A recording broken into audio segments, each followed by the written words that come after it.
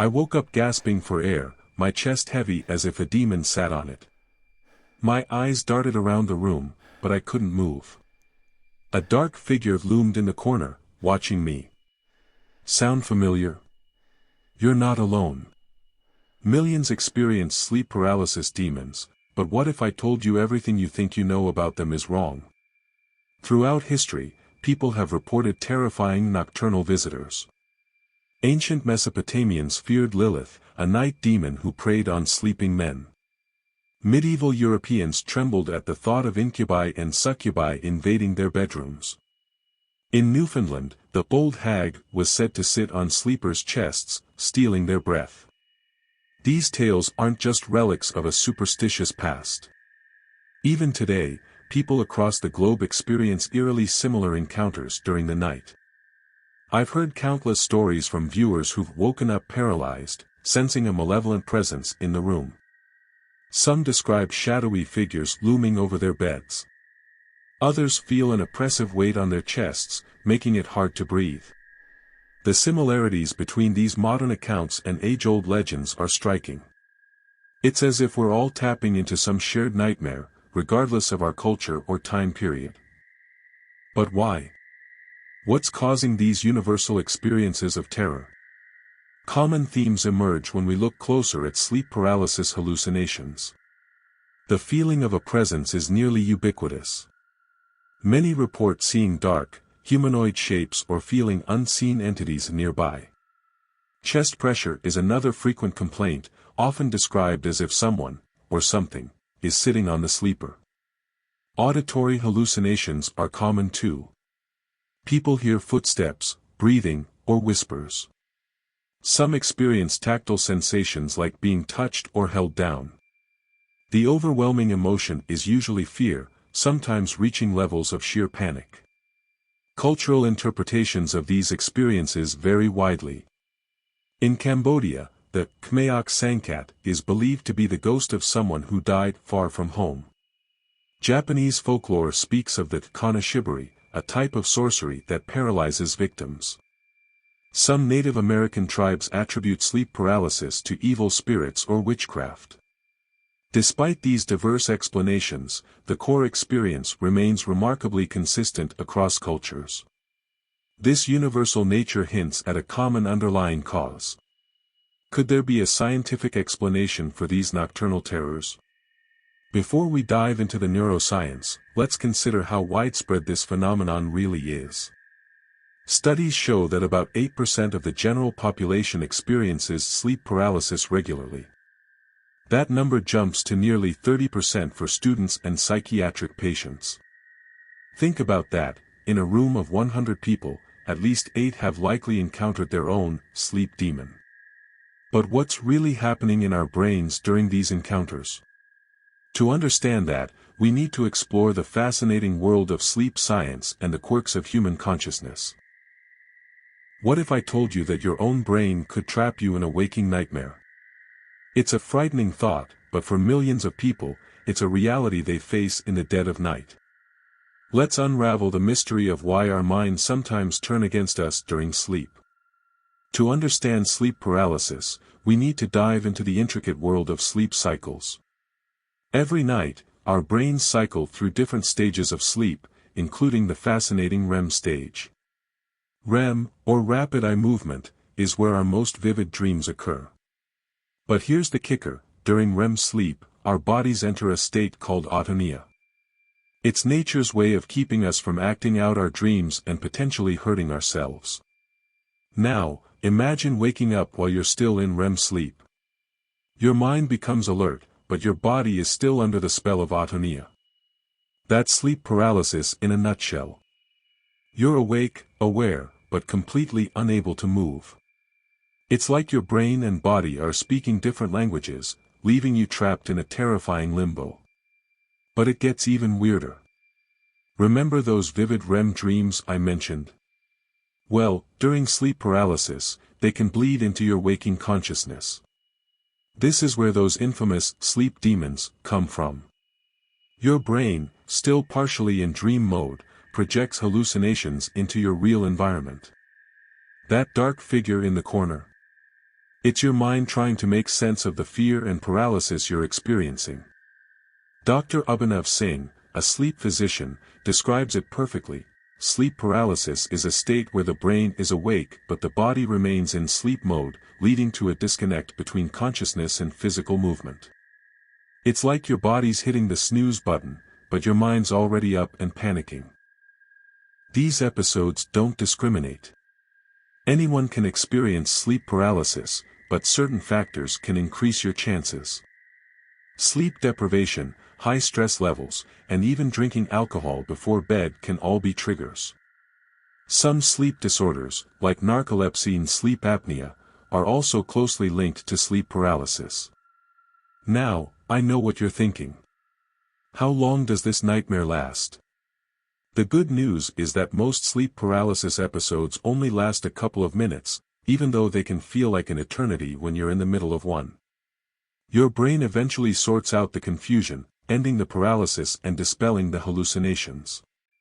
Understanding the science behind sleep paralysis is the first step in demystifying these nocturnal terrors.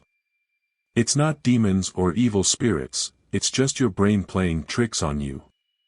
But knowing that doesn't make the experience any less terrifying in the moment. Now that we understand the science, let's explore what it's really like to be trapped in one of these waking nightmares. Trust me, the first-hand accounts are even more chilling than the science. Imagine waking up, fully aware, but unable to move a muscle. Now add a menacing presence lurking in the shadows of your own bedroom. Sounds like a scene from a horror movie, right? For those who experience sleep paralysis, this is their reality. Let's step into their world and uncover the anatomy of these nocturnal visitations. It usually starts innocently enough. You're drifting off to sleep, maybe even dreaming already. But then something shifts. Your eyes snap open, and you're instantly alert. The room is dark, but something feels off. That's when you notice it, a presence. You can't see it clearly, but you know it's there, watching you from the corner of the room. Your heart starts racing, and you try to sit up, to turn on the light. But you can't. Your body won't respond. It's like you're trapped in your own skin, a prisoner in your bed. Panic sets in as you realize you can't even call out for help. Your voice is frozen in your throat. These terrifying experiences typically fall into three main categories. The most common is the intruder hallucination. That's the feeling of a presence in the room, often described as a shadowy figure or a malevolent entity. Then there's the incubus hallucination, where people feel an intense pressure on their chest, as if something heavy is sitting on them. Lastly, some experience vestibular motor hallucinations, feeling like they're floating or flying. One sleep paralysis sufferer described their experience. I felt like there was someone in my room, standing right next to my bed. I could hear heavy breathing, but I couldn't move or scream. It was the most terrifying thing I've ever experienced. The emotional impact of these episodes can be devastating. Many report intense feelings of anxiety and helplessness. The inability to move, combined with vivid hallucinations, creates a perfect storm of fear. Some people become so rattled that they develop anxiety about going to sleep, which can lead to a vicious cycle of sleep deprivation and more frequent episodes. Interestingly, your sleeping position might play a role in these nocturnal terrors. Research suggests that sleeping on your back increases the likelihood of experiencing sleep paralysis. It's thought that this position makes it easier to wake up during REM sleep, when sleep paralysis typically occurs. As we've peeled back the layers of this phenomenon, one question remains: is there any way to fight back against these nighttime intruders? Can we break free from the paralysis or prevent it altogether? That's what we'll explore next, as we look at strategies for battling these so-called demons of the night. The battle against sleep paralysis demons has raged for centuries, with each culture developing its own arsenal of defenses.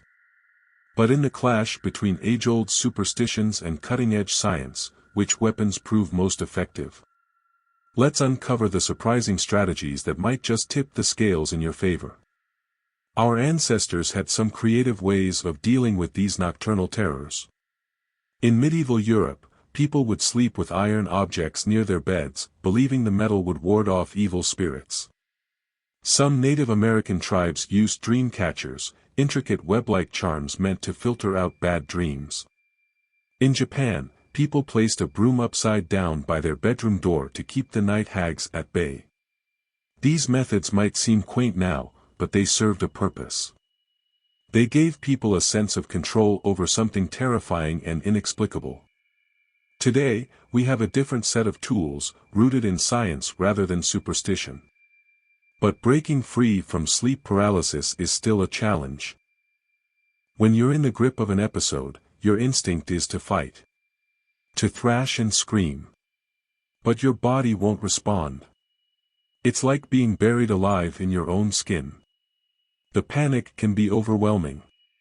Some people report feeling like they're suffocating, their chests crushed by an invisible weight. So what can you do? Dr. Frida Rankel, a sleep educator, emphasizes that self-care is crucial. Prioritizing sleep quantity and quality, as well as managing stress levels, can significantly reduce sleep paralysis occurrences, she says. It sounds simple, but in our always-on world, good sleep hygiene is becoming a lost art. Start by creating a consistent sleep schedule. Go to bed and wake up at the same time every day, even on weekends. Make your bedroom a sleep sanctuary. Keep it cool, dark, and quiet. Avoid screens before bedtime, the blue light messes with your brain's sleep signals. Stress is a major trigger for sleep paralysis. Find ways to unwind before bed. Maybe it's reading a book, taking a warm bath, or doing some gentle stretches. Meditation and deep breathing exercises can be particularly effective. They calm your mind and relax your body, making it less likely you'll jolt awake during REM sleep. Some researchers are exploring more unconventional methods. Lucid dreaming techniques, for example, might help you gain control over sleep paralysis experiences. The idea is to recognize you're in a sleep paralysis state and guide the experience in a more positive direction. It takes practice, but some people have transformed their terrifying hallucinations into neutral or even positive encounters. Interestingly, how we view sleep paralysis can impact our experience of it. In some cultures, these episodes are seen as spiritual experiences rather than terrifying ordeals. In Newfoundland, for example, sleep paralysis is sometimes interpreted as a visit from a deceased loved one. This more positive framing can actually reduce the fear and anxiety associated with the episodes. As our understanding of sleep paralysis evolves, so does our relationship with these experiences. We're moving from fear to fascination, from helplessness to empowerment. The night hags may still visit, but armed with knowledge and proven strategies, we're better equipped than ever to face them down.